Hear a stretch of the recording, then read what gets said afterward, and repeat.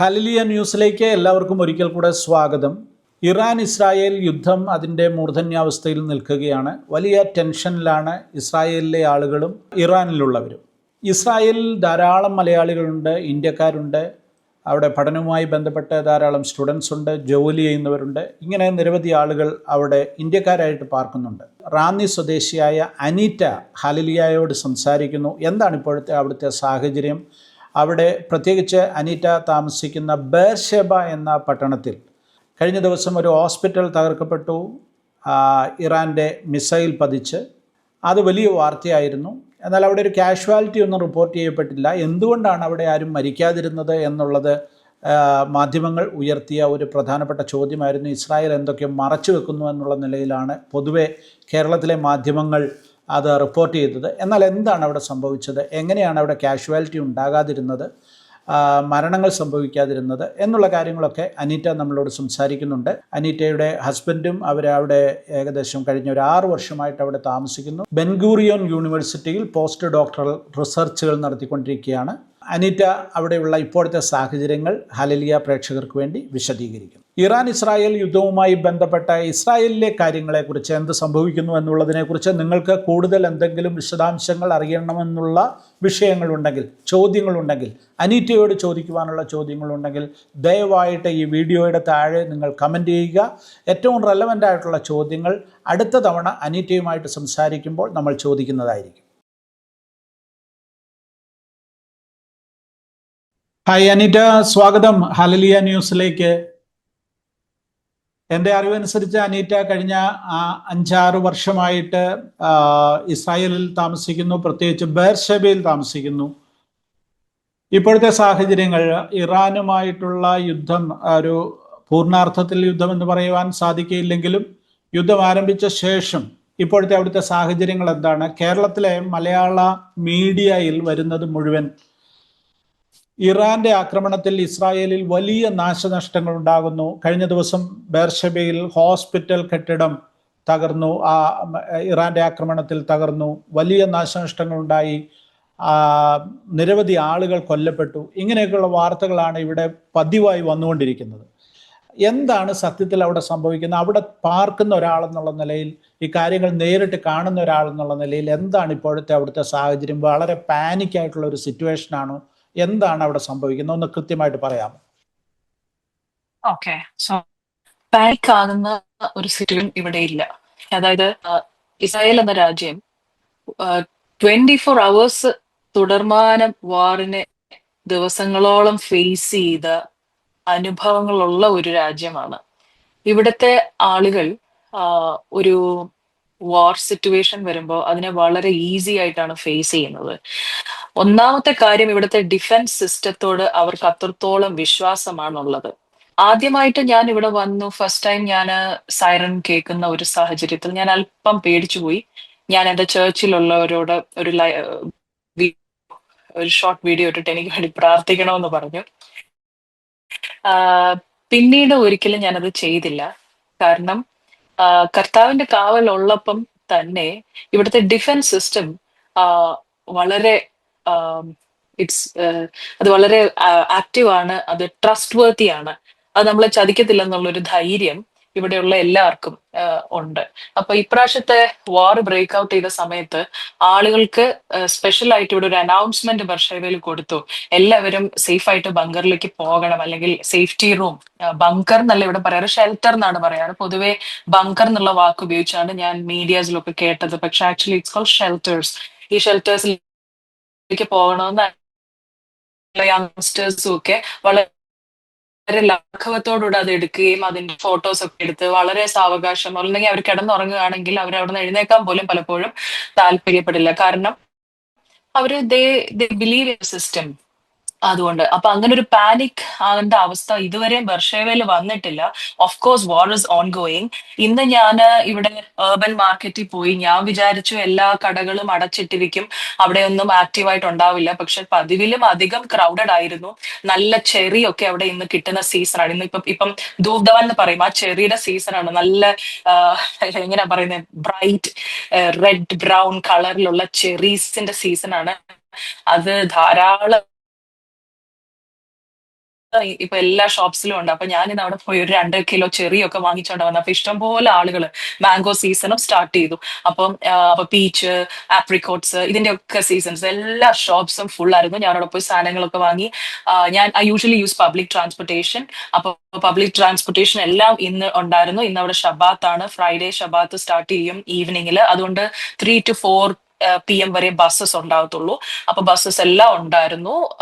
Limited services ആണ്. മറ്റേന്ന് പറയുമ്പോൾ ഒത്തിരി ഉണ്ടാവും, പക്ഷെ ഇത് ആവശ്യത്തിന് സർവീസസ് ഉണ്ടായിരുന്നു. In every hour like 2 or 3 buses എപ്പോഴും അങ്ങോട്ടും ഇങ്ങോട്ടും പോകും. അപ്പോൾ നമുക്ക് പബ്ലിക് ട്രാൻസ്പോർട്ടേഷനും യാതൊരുവിധ പ്രശ്നം ഉണ്ടായിരുന്നില്ല. സോ പാനിക് എന്ന് പറയാനെ കൊണ്ട് ഇവിടെ ജീവിച്ച അനുഭവമുള്ള ആളുകൾക്ക് ഒരിക്കലും പാനിക് ലൈക്ക് സിറ്റുവേഷൻ അല്ല.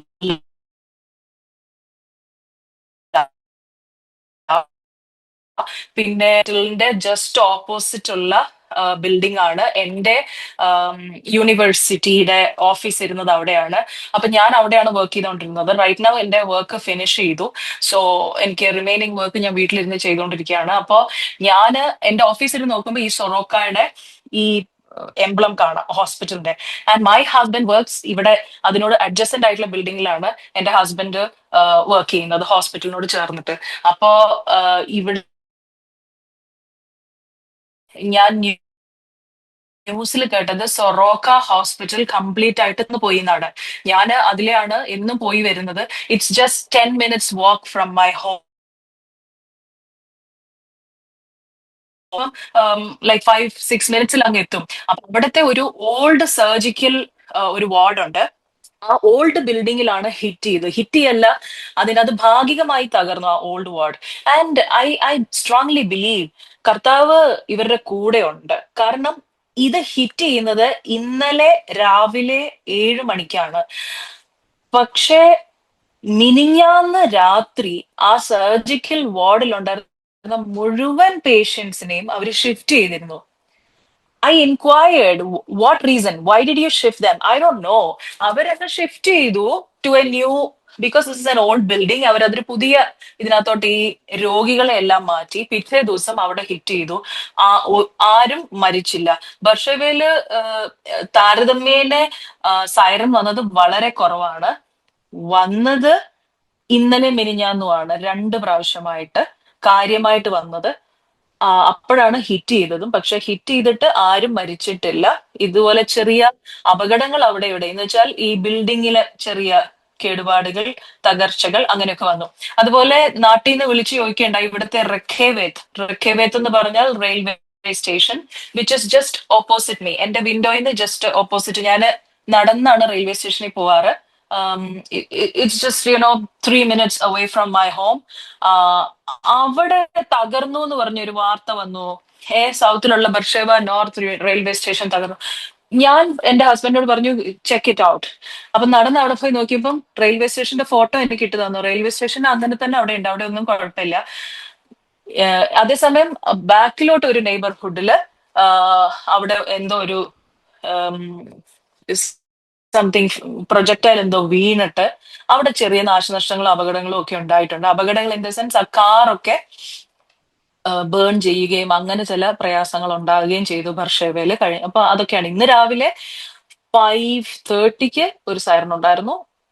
ഈവനിങ് 4 PM ഉണ്ടായിരുന്നു. 4 PM അപകടങ്ങളൊന്നും തന്നെ ഉണ്ടായില്ല. സോ പാനിക്കിംഗ് ആയിട്ടുള്ള ഒരു സിറ്റുവേഷൻ അല്ല, but we should be alert, we should be conscious. അതാണ് എനിക്ക് മനസ്സിലായത്. അല്ലാതെ ഒരു ഫിയർ ഫാക്ടർ അങ്ങനെ ഇല്ല. ഈ പബ്ലിക് ട്രാൻസ്പോർട്ടേഷൻ ഒക്കെ ഇപ്പോഴും വർക്ക് ചെയ്യുന്നുണ്ടോ കൃത്യമായിട്ട്? Very much. ഞാൻ ഇന്നലെ ട്രാവൽ ചെയ്തു, ഇന്ന് ട്രാവൽ ചെയ്തെന്ന് ഞാൻ പറഞ്ഞല്ലോ.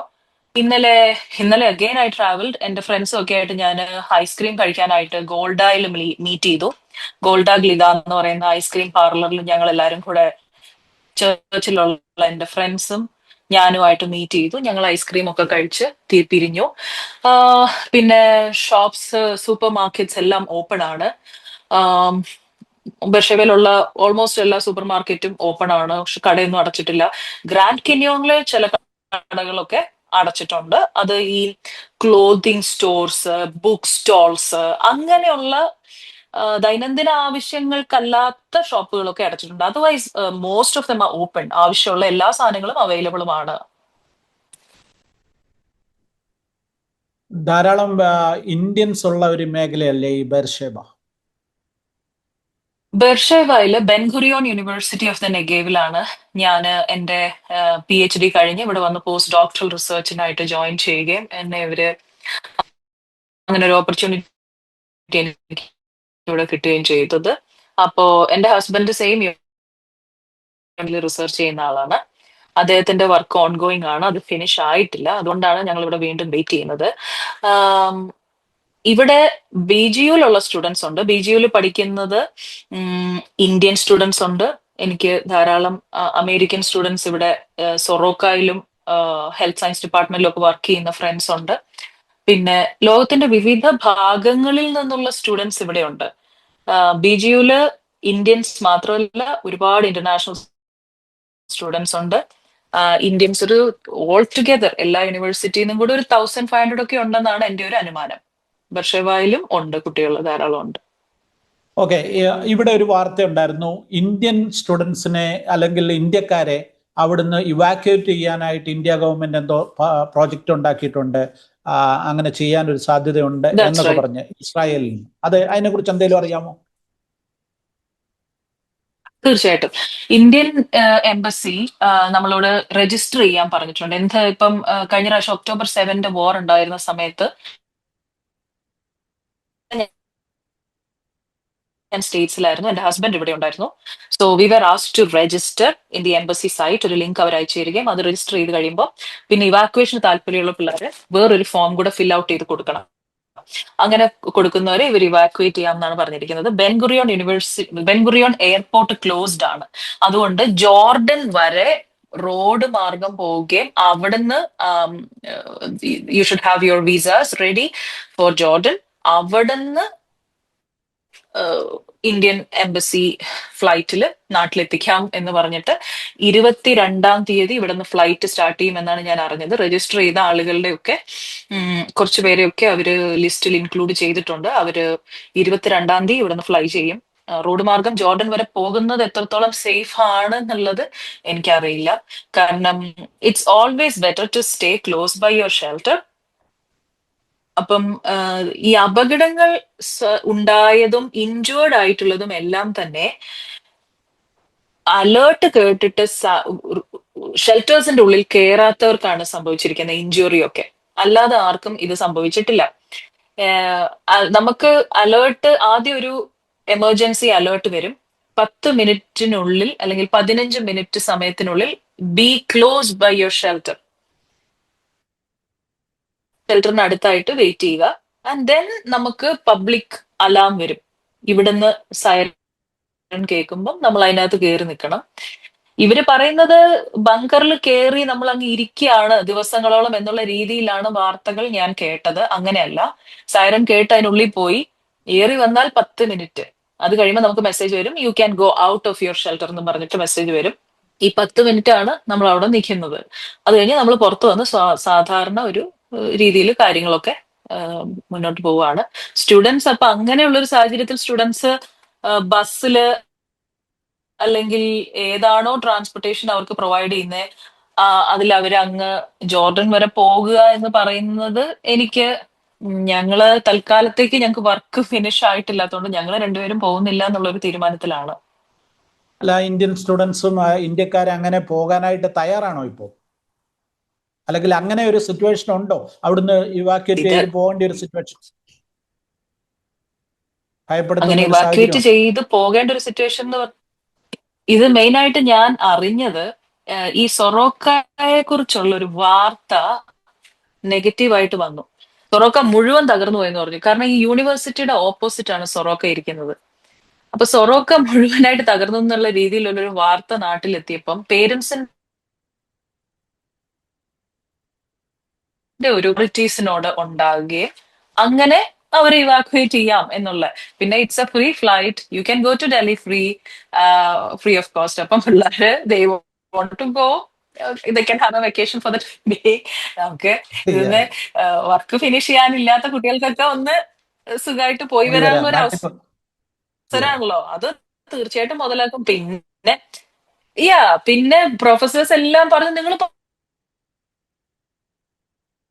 എന്റെ ഹസ്ബൻഡിനെ പോലെ ഉള്ളവർക്ക് പോകാനായിട്ട് പറ്റത്തില്ല. കാരണം ആ വർക്ക് അതിന്റെ മിഡിലിൽ ബ്രിമ്മിൽ നിൽക്കുന്ന ഒരാൾക്ക് അത് ഇട്ടിട്ട് പോയി കഴിഞ്ഞാൽ അത് ഒരുപാട് നഷ്ടം. യൂണിവേഴ്സിറ്റി ഒരുപാട് ചെലവാക്കി ഇവരെ ഹെൽപ്പ് ചെയ്ത് പ്രൊമോട്ട് ചെയ്ത് വർക്ക് ചെയ്യിക്കുന്ന കാര്യങ്ങളും സെൽസും കാര്യങ്ങളും ഒക്കെ ഉണ്ട്. അതെല്ലാം നഷ്ടമാക്കി പോകുക എന്നുള്ളത് ബുദ്ധിമുട്ടായതുകൊണ്ട് അദ്ദേഹം പോകുന്നില്ല എന്ന് തീരുമാനിക്കുകയായിരുന്നു.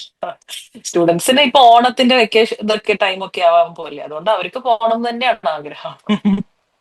ഓക്കെ. വേറൊരു കാര്യം, ഈ ഷെൽട്ടറിന്റെ കാര്യം പറഞ്ഞല്ലോ. ഷെൽട്ടർ സത്യത്തിൽ എന്താണെന്നൊന്നും ഒന്നും കൂടെ വിശദീകരിക്കാമോ? എത്രത്തോളം അത് ഷെൽട്ടർ എങ്ങനെയാണ്? കാരണം ഇവിടെ ഇരുന്ന് മലയാളിയായിട്ടുള്ള ഒരാളെ സംബന്ധിച്ചിടത്തോളം, അല്ലെ കേരളത്തിൽ താമസിക്കുന്ന ഒരാളെ സംബന്ധിച്ചിടത്തോളം ഈ ഷെൽട്ടർ എന്താണെന്നുള്ളത് ഈ പറഞ്ഞു കേൾക്കുന്നതല്ലാതെ നമുക്കത് ബങ്കർ എന്താണെന്നുള്ളത് മനസ്സിലാകത്തില്ല. അപ്പം അതുകൊണ്ട് എന്താണെന്നൊന്ന് പറയാമോ? അവിടെ എന്ത് സൗകര്യങ്ങളാണ് നിങ്ങൾക്കുള്ളത്? പെട്ടെന്ന് അവിടേക്ക് എത്തിപ്പെടാൻ എങ്ങനെ, എത്രത്തോളം താഴ്ചയിലാണത്, ഒന്ന് പറയാമോ? ഓക്കെ. അതായത് ഇപ്പം എല്ലാ വീടുകളിലും ഒരുമാതിരിപ്പെട്ട ഇവിടെ ബർഷവയിലുള്ള വീടുകളിലെല്ലാം തന്നെ ആ വീട്ടിൽ തന്നെ അറ്റാച്ച് ചെയ്തൊരു ഷെൽട്ടർ ഉണ്ട്. അതെന്ന് പറഞ്ഞാൽ അതൊരു ബെഡ്റൂം ആയിരിക്കും അവരുടെ. ഇപ്പം നമ്മുടെ ഒരു ബെഡ്റൂം, റെഗുലർ യൂസിന് ഒരു ബെഡ്റൂം ആയിരിക്കും അവരുടെ. യുദ്ധം വരുന്ന ഉടനെ ഈ ടാക്സ് അസ് എ ഷെൽട്ടർ, കാരണം അങ്ങനെയാണ് അത് കൺസ്ട്രക്ട് ചെയ്തിരിക്കുന്നത്. ഇതിനകത്ത് കയറി ഇവർ ആ ഡോർ ശക്തിയായിട്ട് വലിച്ചടച്ച് ക്ലോസ് ചെയ്യും. സാധാരണ ഒരു ഡോർ അല്ല അത്, അതൊരു വളരെ ഹെവി ആയിട്ടുള്ള ഡോറാണ്. അതിന് വിൻഡോസ് ഉണ്ടാവില്ല. വിൻഡോസ് ഉണ്ടെങ്കിൽ തന്നെ അതിങ്ങനെ ഒരു വലിയ ബലത്തിൽ വലിച്ചടയ്ക്കേണ്ട ഒരു ഡോറാണ് ഷെൽട്ടർ റൂമിന്റെ ഡോറ്. അപ്പം എന്റെ കുറെ ഫ്രണ്ട്സ് താമസിക്കുന്ന ഇവിടുത്തെ ഡോംസിലാണ്.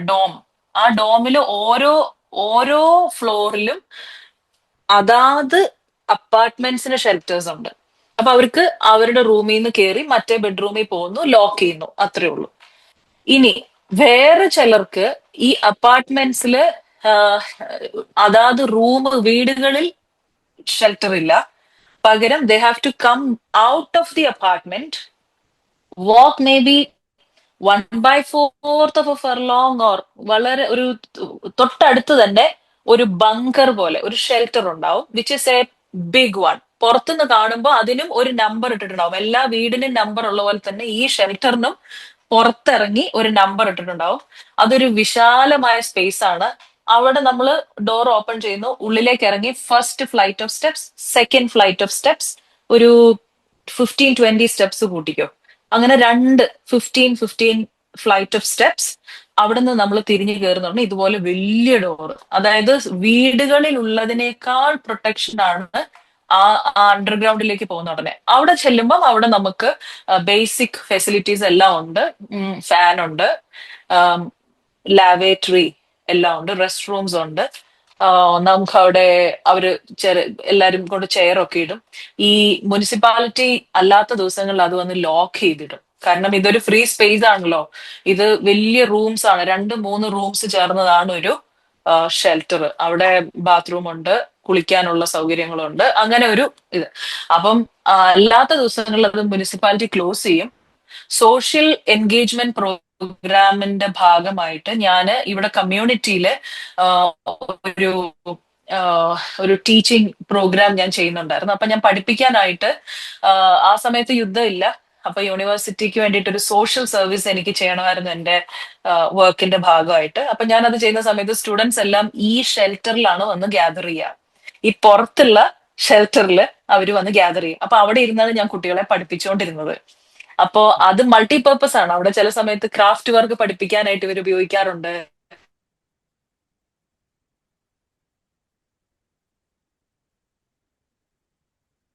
മുനിസിപ്പാലിറ്റി എനിക്ക് കീ തരും, അങ്ങനെ അത് ഉപയോഗിച്ചിരുന്നു. സോഷ്യൽ പർപ്പസസിനായിട്ട് അത് ഉപയോഗിച്ചിരുന്നു. പിന്നെ ഞങ്ങളുടെ ഈ യൂണിവേഴ്സിറ്റിയിൽ കിട്ടുന്ന ഈ കാർഡ്ബോർഡ് സ്റ്റേഷനറി ഉണ്ടല്ലോ, കുട്ടികൾക്ക് കൊടുക്കാനുള്ള ഗിഫ്റ്റുകൾ, അങ്ങനെയുള്ള സാധനങ്ങളൊക്കെ ഞങ്ങൾ അവിടെ ഷെൽട്ടറുകളിൽ സ്റ്റോർ ചെയ്തിരുന്നു. അങ്ങനെ വാറ് വരുന്ന ഉടനെ ഇത് മാറ്റി ക്ലീൻ ചെയ്ത് നമ്മൾ ക്ലിയർ ചെയ്ത് പൊക്കോണം. അപ്പം അവരത് ഷെൽട്ടറായിട്ട് എല്ലാരും കൂടെ ഇവിടെ ഉള്ള എല്ലാ ആളുകളും ഓടി വന്ന് അതിനകത്ത് കയറി ഡോർ അടയ്ക്കും. നമ്മൾ അവിടെ വെയിറ്റ് ചെയ്യും. പിന്നെ അവസാനം മെസ്സേജ് വരും, now you can get out of your shelter. അപ്പൊ എല്ലാരും പുറത്തിറങ്ങും. യാ, ഇതാണ് ഇസ്രായേലിനെ സംബന്ധിച്ചിടത്തോളം ഇസ്രായേൽ ഒരു ജനാധിപത്യ രാജ്യമാണല്ലോ. അവിടെ രണ്ടു തരം വാറിനെതിരായിട്ടുള്ള ഷെൽട്ടർ. പ്രൊട്ടസ്റ്റുകളും കാര്യങ്ങളും ഒക്കെ നടക്കാറുണ്ടല്ലോ. ഈ വാറിനെതിരായിട്ട് ഇപ്പൊ ഈ ഇറാനുമായിട്ട് ബന്ധപ്പെട്ടുണ്ടായ വാറിനെതിരായിട്ടുള്ള പ്രൊട്ടസ്റ്റുകളോ അങ്ങനെ എന്തെങ്കിലും അവിടെ നടക്കുന്നുണ്ടോ ഇപ്പോൾ? ഇപ്പൊ നമ്മള് ഇപ്പം നമ്മുടെ യൂണിവേഴ്സിറ്റിയിലൊക്കെ ഞങ്ങൾ പഠിക്കുന്ന ഉടനെ പ- ഇങ്ങനെ ഇൻകുലാബ് വിളിക്കാത്ത ദിവസങ്ങളില്ല. ഒന്നെങ്കിൽ സ്ട്രൈക്ക് ഓൺ അങ്ങനെയല്ല. No, nothing like. അത് കുറച്ചുകൂടെ ഇവിടെ ഞാൻ ഒരിക്കലും ഒരു ബർഷേവായില് ഒരിക്കൽ പോലും ഞാൻ അങ്ങനെ ഒരു ഗ്യാതറിങ്, അങ്ങനെ ഒരു വാറിനെതിരായിട്ടൊരു അങ്ങനെ ഒരു മാർച്ച് അങ്ങനെ ഒന്നും ഇവിടെ ഇല്ല. But I heard in Tel Aviv ചില ഏരിയാസിൽ ഇങ്ങനെ എന്താ പറയുന്നേ, അതൊക്കെ ഞാൻ കേട്ടിട്ടുണ്ട്. അല്ലാതെ ബർഷേവയിൽ ഒരിക്കൽ പോലും അങ്ങനെ ഒരു ഗ്യാതറിങ്ങോ അങ്ങനെ ഒരു എന്താ പറയാ പ്രൊട്ടസ്റ്റ് പബ്ലിക്കായിട്ട് നടത്തുന്നതോ ഒന്നും ഉണ്ടായിട്ടില്ല. യൂണിവേഴ്സിറ്റിക്ക് അകത്ത് വൺ ടൈം എന്തോ ഒരു ഇതൊന്നും അല്ല, വേറെ എന്തോ ഒരു വിഷയത്തിന് സ്റ്റുഡൻസ് എല്ലാം കൂടെ ഗ്യാദർ ചെയ്ത് പ്രൊട്ടസ്റ്റ് ചെയ്ത്, അവരുടെ പ്രൊട്ടസ്റ്റ് എന്ന് പറഞ്ഞാൽ അവര് ഒരു സ്ഥലത്ത് ഗ്യാദർ ചെയ്തിട്ട് അവരൊരു പാട്ടൊക്കെ പാടി അവിടെ ഇങ്ങനെ വളരെ അങ്ങനെയൊക്കെ ഒരു രീതിയിലാണ് അവരുടെ പ്രൊട്ടസ്റ്റ്. പിന്നെ യൂണിവേഴ്സിറ്റിയിൽ ഇതുപോലെ യൂണിവേഴ്സിറ്റിയിൽ നിന്ന് ഞങ്ങളുടെ കൂടെ പഠിച്ച കുറെ പേര് ഹോസ്റ്റേജസ് ആയിട്ട് പോയിട്ടുണ്ട്. അപ്പൊ അവരുടെ പേരില് ഒരു കോർണറില് ഞങ്ങള് കല്ലൊക്കെ ഇങ്ങനെ പെറുക്കി വെച്ച് ഒരു ബാഗൊക്കെ ഒരു കസേരയിൽ കെട്ടി തൂക്കി ഞങ്ങള് അങ്ങനെ വെച്ചിട്ടൊരു കോർണറൊക്കെ ഉണ്ട്.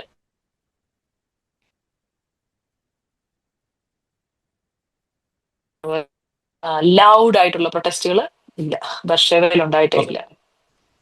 ഓക്കെ അനിറ്റ, ഇപ്പോഴത്തെ സാഹചര്യങ്ങളിൽ ആ സാഹചര്യങ്ങളെക്കുറിച്ച് വിശദീകരിക്കുകയും ഇത്രയൊക്കെ സംസാരിക്കുകയും ചെയ്തതിൽ അതിയായ സന്തോഷമുണ്ട്. ഒരു കാര്യം കൂടെ, അനിറ്റ ശരിക്കും പാലക്കാട് സ്വദേശിയാണ് അല്ലേ? വ്യക്തിപരമായിട്ടുള്ള അല്ല, കാര്യങ്ങൾ എന്റെ എന്തെങ്കിലും പപ്പ പറയാം? ഞങ്ങൾ പാലക്കാട്, ആ എന്റെ പപ്പ റാന്നി നെല്ലിക്കമൺ ഭാഗത്ത് ആ സ്ഥലത്ത് വളർന്നിട്ടുള്ള ആളാണ്. അവിടുന്ന് എന്റെ പപ്പ റെയിൽവേ ഡിവിഷൻ ഓഫീസിൽ ജോലി കിട്ടി ഞാൻ ജനിച്ച ഉടനെ. അപ്പൊ അങ്ങനെ പാലക്കാട് ചെന്ന് താമസിച്ചു. പാലക്കാട് ചെന്ന് ഒരു ഷോർട്ട് ടേം ടെമ്പററി സ്റ്റേ ആയിരുന്നു പപ്പ ഉദ്ദേശിച്ചത്. പക്ഷേ ഞങ്ങള് എല്ലാവരും അവിടെ പാലക്കാട് KV നമ്പർ 1 പാലക്കാട്, അതാണ് ഞങ്ങളുടെ സ്കൂളിന്റെ പേര്, അവിടെയാണ് ഞങ്ങൾ പഠിച്ചത്. അപ്പം എന്റെ ബ്രദേഴ്സും ഞാനും എല്ലാവരും ഇങ്ങനെ വൺ ആഫ്റ്റർ ദി അതർ സ്കൂളിങ് കഴിയുന്നേ ഇല്ല. അപ്പോ പിന്നെ പപ്പ അവിടെ അങ്ങ് സെറ്റിൽ ആയതാണ്. ഞാൻ വളർന്നതൊക്കെ വാസ്തവത്തിൽ പാലക്കാട് തന്നെയാണ്. പിന്നീട് പഠിച്ചത് വിക്ടോറിയ മേഴ്സി കോളേജ്. പിന്നെ അവിടുന്ന് ഞാൻ MPhil ചെയ്തു. പിന്നെ ഞാൻ കാലിക്കറ്റ് യൂണിവേഴ്സിറ്റിയിൽ ഡോക്ടറേറ്റ് ചെയ്തു. അതിനുശേഷം ഇവിടെ ബെൻഗുറിയോൺ യൂണിവേഴ്സിറ്റിയിലെ ഫോറിൻ ലിറ്ററേച്ചേഴ്സ് ആൻഡ് ലിംഗ്വിസ്റ്റിക്സ് ഡിപ്പാർട്ട്മെന്റിലേക്ക് വന്നു. ഹസ്ബൻഡിനെ കുറിച്ചൊന്ന് പറയാമോ? Basically from Ranni. റാന്നി തന്നെയാണ്. ഹസ്ബൻഡ് ഓ, ഇവിടെ husband Rajiv Gandhi centre for ബയോടെക്നോളജിയിൽ വർക്ക് ചെയ്യായിരുന്നു. അദ്ദേഹം വർക്ക് ചെയ്യുന്ന ഏരിയ ബ്രസ്റ്റ് ക്യാൻസർ റിസർച്ചുമായി ബന്ധപ്പെട്ടായിരുന്നു അവിടെ വർക്ക് ചെയ്തുകൊണ്ടിരുന്നത്. ക്യാൻസർ സിമിലർ ഒരു ബയോളജി. ഓപ്പർച്യൂണിറ്റി ഇവിടെ ക്യാൻസർ ബയോളജി, അത് ബ്രസ്റ്റ് ക്യാൻസറിന്റെ ഏരിയയിലാണ് വർക്ക് ചെയ്യുന്നത്. ഇവിടെ ഒരു ഓപ്പർച്യൂണിറ്റി കിട്ടി. അങ്ങനെ അദ്ദേഹം ഇവിടെ വന്നു, വർക്ക് പ്രോഗ്രസ് ചെയ്തു. ഇവിടെ ഒരു എറ്റാ ലിവനെ എന്ന് പറയുന്ന ഒരു സയന്റിസ്റ്റിന്റെ കീഴിൽ വർക്ക് ചെയ്യുന്നു. അദ്ദേഹത്തിന്റെ വർക്ക് ഏകദേശം കഴിയാറായി. ഫാഗ് എൻഡിൽ ഞങ്ങൾ നിൽക്കുകയാണ്. അപ്പോഴാണ് വാർ ബ്രേക്ക് ഔട്ട് ചെയ്തത്. ഓക്കെ, എനിവേ ദൈവം സഹായിക്കട്ടെ, എത്രയും പെട്ടെന്ന് ഈ പ്രോബ്ലംസ് പരിഹരിക്കപ്പെടട്ടെ എന്ന് പ്രാർത്ഥിക്കുന്നു. ഇത്രത്തോളം ഹാലലിയയുടെ പ്രേക്ഷകർക്ക് വേണ്ടി കാര്യങ്ങൾ വിശദീകരിച്ചതിൽ സന്തോഷമുണ്ട്. തുടർന്നും മറ്റൊരു അവസരത്തിൽ നമുക്ക് കുറച്ചുകൂടെ വിശദമായിട്ട് സംസാരിക്കാമെന്ന് കരുതുന്നു. Thank you Anita. Thank you Hallelujah News. Thank you so much for talking to me. നിങ്ങളുടെ മക്കൾക്ക് വിവാഹപ്രായമായോ? അവർക്കൊരു ജീവിത പങ്കാളിയെ അന്വേഷിച്ചു തുടങ്ങിയോ? നിങ്ങളെ സഹായിക്കുവാൻ ഞങ്ങൾ തയ്യാറാണ്. ഹാലലുയ മാട്രിമോണിയൽ ഏറ്റവും വിശ്വസ്തമായും ഏറ്റവും പെട്ടെന്നും നിങ്ങളുടെ മക്കൾക്ക് അനുയോജ്യമായ ദൈവഹിതപ്രകാരമുള്ള ജീവിത പങ്കാളിയെ കണ്ടെത്തുവാനുള്ള ഏറ്റവും നല്ല മാർഗമാണ്. എന്താണ് ഹാലലിയ മാട്രിമോണിയലിൻ്റെ പ്രത്യേകത? ഹാലലിയായിക്ക് എല്ലാ ദിവസവും 10-15 വാർത്തകൾ വരെ പ്രസിദ്ധീകരിക്കുന്ന ഒരു ഓൺലൈൻ സംവിധാനമുണ്ട്. ആ വാർത്തകളോട് കൂടെ നിങ്ങളുടെ മക്കളുടെ വിവാഹ പരസ്യം കൂടെ ഉൾപ്പെടുത്തുവാൻ സാധിക്കും. അങ്ങനെ ഇത് ആയിരക്കണക്കിന് 10,000-കണക്കിന് ആളുകളിലേക്ക് വളരെ പെട്ടെന്ന് എത്തിച്ചേരുന്നു. നിങ്ങൾക്ക് ഏറ്റവും അനുയോജ്യമായ ആലോചനകൾ തിരഞ്ഞെടുക്കത്തക്ക നിലയിൽ ധാരാളം ഫോൺ കോളുകൾ നിങ്ങൾക്ക് ലഭിക്കും. രണ്ടാമത്തെ കാര്യം, ഹാലലിയായിക്ക് കഴിഞ്ഞ 30 വർഷമായി പ്രവർത്തിച്ചു കൊണ്ടിരിക്കുന്ന പ്രിൻ്റ് എഡിഷനുണ്ട്. എല്ലാ മാസവും 1-ാം തീയതിയും 15-ാം തീയതിയും ഹാലലിയ പത്രം പുറത്തിറങ്ങുന്നു. ആയിരക്കണക്കിന് വരിക്കാരിലേക്ക് അതെത്തുന്നു. ഈ പത്രത്തിലും ഈ മാട്രിമോണിയൽ പരസ്യം ഞങ്ങൾ ഉൾപ്പെടുത്തുന്നു. ഈ 2 സംവിധാനത്തിലൂടെ 10,000ങ്ങളിലേക്ക് നിങ്ങളുടെ മക്കളെക്കുറിച്ചുള്ള ഇൻഫർമേഷൻ എത്തിച്ചേരുമ്പോൾ വളരെ പെട്ടെന്ന് നിങ്ങൾക്ക് അനുയോജ്യമായ ആലോചനകൾ ലഭിക്കുന്നു. ദൂരെ എങ്ങും പോകണ്ട. നിങ്ങൾ ഇതോടൊപ്പമുള്ള നമ്പറിലേക്ക് നിങ്ങളുടെ മക്കളുടെ പ്രൊഫൈലും ഫോട്ടോയും അയച്ചു തരിക. ഇന്ന് തന്നെ ഇതിൽ രജിസ്റ്റർ ചെയ്യുവാൻ സാധിക്കും. വളരെ കുറഞ്ഞ ചെലവിൽ നിങ്ങളുടെ മക്കൾക്ക് അനുയോജ്യമായ വിവാഹാലോചന കണ്ടെത്തുവാൻ സാധിക്കും. അത് കേരളത്തിൽ മാത്രമല്ല, ലോകമെങ്ങുമുള്ളവർക്ക് ഈ സംവിധാനം ഉപയോഗിക്കാവുന്നതാണ്.